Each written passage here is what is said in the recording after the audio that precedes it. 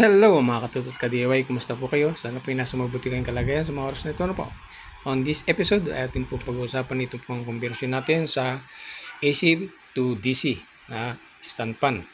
At this time po, ipakita ko po sa inyo na atin pong i-retain yung gamit ng gear switch. At atin din pong lulunasan ang kanyang problema sa lagutok po ng kanyang gearbox. Ano po? Okay po, so isa na po tayo. So ito po ang ating gear switch at ating pong ipiprepare na ito.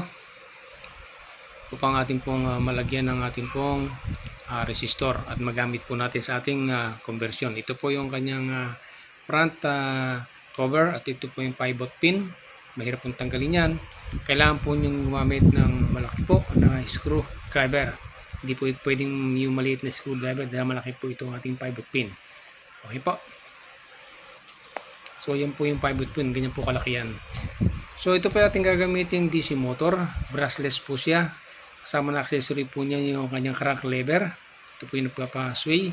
At ito po yung kanyang gagamitin po natin para po sa ating speed. At okay na po ito, converted na siya at bearing na po siya.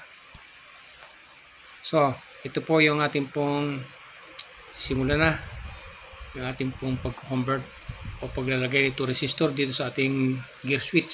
So ito po ating magiging connection. Yung red po ang ating negative at yung positive po yung yellow. At may resistor po in between 1 and 2 tsaka 2 and 3.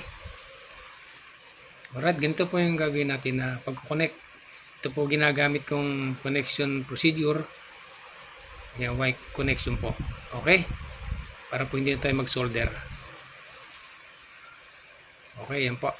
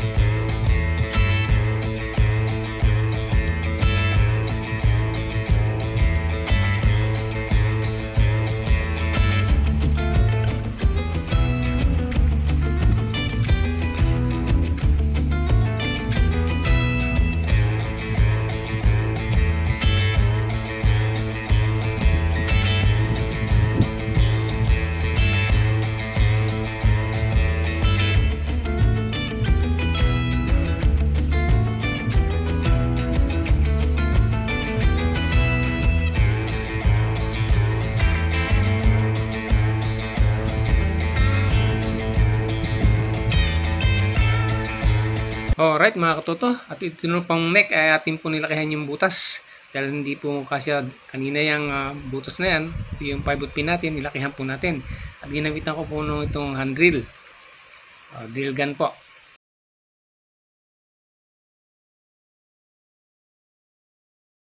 So ito po natin naging setup.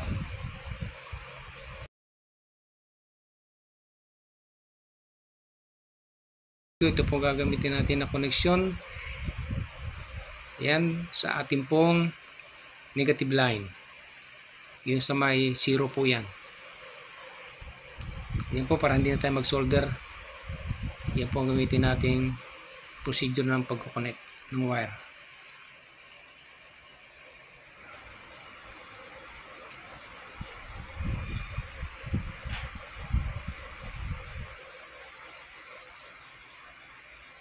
Alright.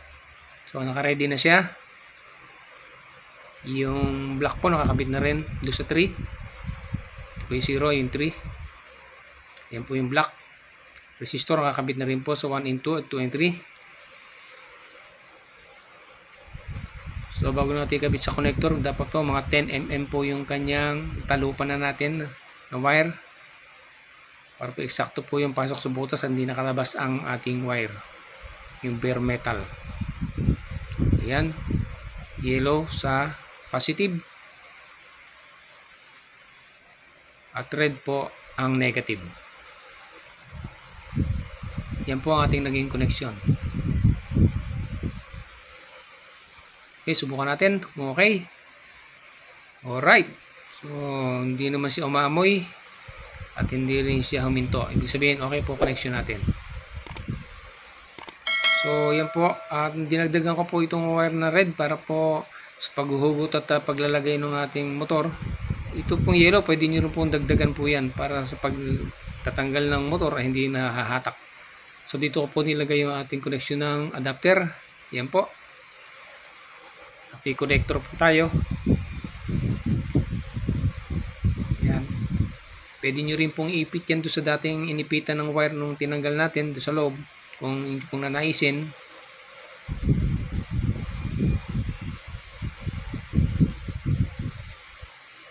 Alright. Yan mga katoto. Okay na siya. Sasara na natin. So ito na po. Wala po siya kasing front gear. Kaya po nilagyan natin ng screw na lang. Para po kinabit natin dito sa front motor cover. At ito pong kanyang grill ay sinabay na natin at wala nga po siya kasing gear dito sa harapan.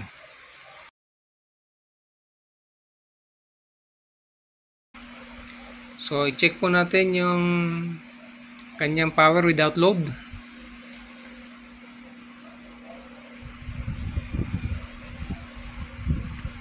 Number 1. Baba lang po pag wala po kasing load. Ayan, baba. Number 2. Ayan po.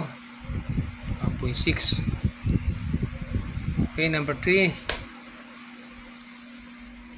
Ayan, 2.2 lang siya. Pag wala po siyang load, hindi po nagsusway at wala pong yung pan blade. So, pakita ko po sa inyo, pag pinigilan po natin yan, tataas po yung power na yan. Kaya po nangyayari pag nagkakaroon stock up. Ayan po, pigilan ko po. Medyo mahirap po dahil DC po ito, malakas ang torque.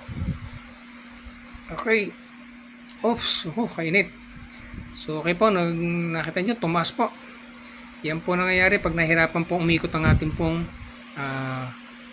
ang motor o yung rod. At itong iinit yung ating motor, maapektuhan po yung ibang mga parte niya. Kaya importante po freewheeling po niya. Okay? At mas mababa po magiging power consumption nyo pag magandang freewheeling po ng ating rod o shafting. Okay po. Right, patay na natin. Okay. Meron siya initial na 0.4. Okay lang yan. Ito po ating blade ay medyo may problema kasi half moon po yung butas niya. Round bar po yung ating rod, yung ating pong shafting. So yung binutas po natin siya gamit po yung handrail. Yan. Alright. So hindi po natin ginamit itong eksakto na 8 mm diameter dahil po baka lumaki yung butas. Kakalog po yan. Ito lang pong 4 ang ginamit natin. Unti-unti natin. Ayan, ako hindi pa nalinis. Yan po yung ginamit natin dito unti-unti para po lumaki yung butas. So, okay na po siya. Okay. Tingnan natin kung okay na. Okay. Okay, walang kalog at okay naman yung kanyang pagkakabutas. Higpitan nyo na lang po yan pag po ito gagamitin na. Alright, second check natin itong kanyang gearbox at yung kanyang sway kung okay. Okay, lagay na muna natin sa number 1. Oh, may lumalagutok. May pumitik na lagutok.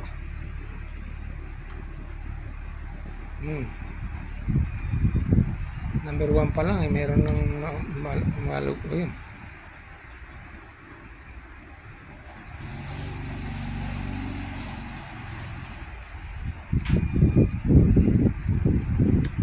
Oh, malagutok siya.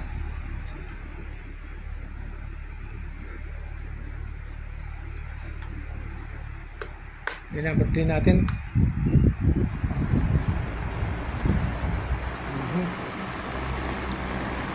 Ako. Ayun, natuloy na. So, may problema po. Lumalagutok po siya. Hindi po kaagad-agad sabihin natin gearbox na may problema po. Bago po itong gearbox natin eh. Kung mamaya adjust nyo yung gearbox lalo po magkasira-sira. Malamang na nakikitang problema, hindi po ito. Ito po yung ating ikinabit na crank lever. Mukhang hindi po tama ang kanyang haba. So i-check po natin. Kaya po huwag kaagad gearbox ang ating pag-initan kung nagkakamali po dyan o nagkakaroon ng problema. So check po natin itong ating crank lever. Yan, tingnan natin ang kanyang setup. Ganito po yung pagtingin. Dapat po diretso yung kanyang tayo. Yung kanyang gear ay yung kanyang grill at motor. At ito po ay dapat right angle. Yan, naka right angle po siya dapat. Yan sa swivel. Yan, 90 degrees. Dapat po ganyan ang setup niya. So adjust natin. Okay, mano-mano. Ayan, dapat po yan po ang setup. Naka right angle po yan sa swivel niya. Ayan, sukat natin kung tama. Oh. Sobra yung ating crank lever. Kulang sa adjustment papasok. Ayan, tingnan nyo po. So adjust po natin. So ito po, na-adjust na natin yung crank lever. Binaloktot natin. So ayan. Alright mga katoto, okay na. Eksakto na siya.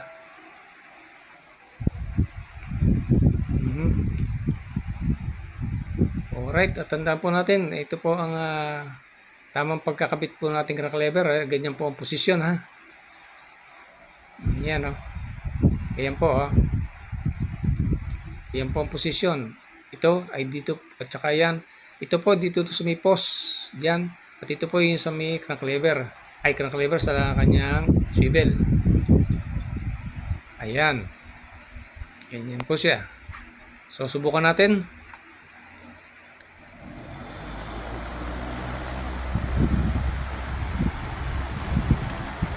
Alright. Tingnan natin pagbalik. Dito po lumalago ito kanina. Tingnan niyo po yan. Okay. Equal po yung kanyang sway. Medyo yung camera lang po natin nakapaling dito sa gawing kanan. Kaya parang lamang sa kaliwa. Pero gitna po yan. Yan po yung camera ng ating cellphone na nasa gawing kaliwa. Kaya akala niyo po ay kabit sa kaliwa ang kanyang ikot. Okay po. So ito naman pong cover na natin pong ayusin. So itong cover po ay bubutasan natin dito, tsaka itong screw dito sa likod lalagay natin. Yung mahaba, kung wala naman po, butasan nyo lang po dito. Dito po kayo maglagay ng screw para maisara itong cover. Kung wala po kayong screw mahaba sa likod. Okay po, yung ganito. So ito po ginamit natin, soldering iron, umuusok pa. Yan ang pinambutas natin yan. At ito, lalagyan din natin ng maliit na butas sa gitna para nang noon pag binutasan hindi dudulas yung ating pambutas. So yan po nabutasan natin.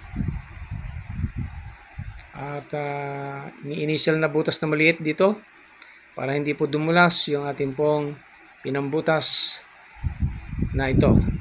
Ayan po siya. Ayan, at mayroon pa siyang dumi. Alright. So okay na po. Ayan po ating setup. Tinakpan na natin yung dating butas. Yan po yung adapter. Doon natin kinabit sa dating daanan ng kuryente. Yung adapter nasa baba. Cable tie ko puro sa may base para hindi po galaw-galaw. Di masira yung wire. So check na natin. Ayan. Number 1. Tingnan nyo po. Ang tipid. 4.5.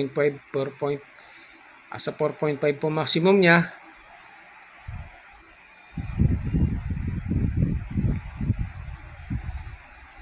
Okay, number 2. Ayan, nasa 6, 7.2, 9.2, 9.7, 10.5, 10.6, 10.9. So, 11.2. Ang maximum niya, 11.2. Yan po ang kanyang maximum power. 3. 20.9, 21. Okay. Yan po yung kanya maximum power ay 22. 22.3, 0.4.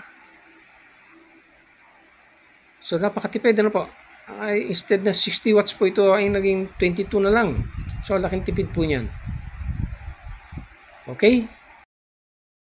Alright mga katoto, hanggang dito na lamang po. At kung inyo pong naibigan ng ating pong episode sa araw na ito, ay paki-like na lamang po. At kung kayo po naman ay mahilig mag-DIY at gusto niyo pong matuto sa iba pong mga pamamaraan pag-DIY sa ating tahanan, ay paki-tap na naman po ang subscribe button. At para po ma-inform kayo sa mga susunod ko po mga video, ay paki-dami na rin po at paki-tap niyo po ang notification bell. Ano po? Okay po, hanggang sa muli. Bye-bye and God bless us all. Ingat po tayo palagi. Paalam!